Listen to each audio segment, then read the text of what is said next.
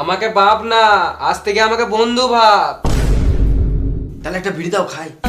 শুয়োরের বাচ্চা বাবার কাছে বিড়ি চাইছে। আমি তো বন্ধু হয়ে বললাম। ও, আমি তো ভুলেই গেছিলাম।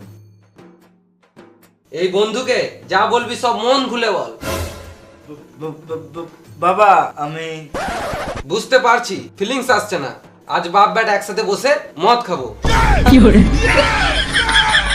ফুচকা জল নিয়ে আয়। যাই এলাও জল।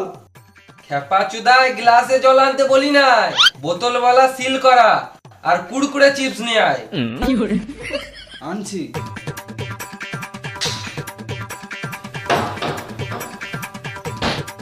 আই দেখ মদ আনতে চলে গেল।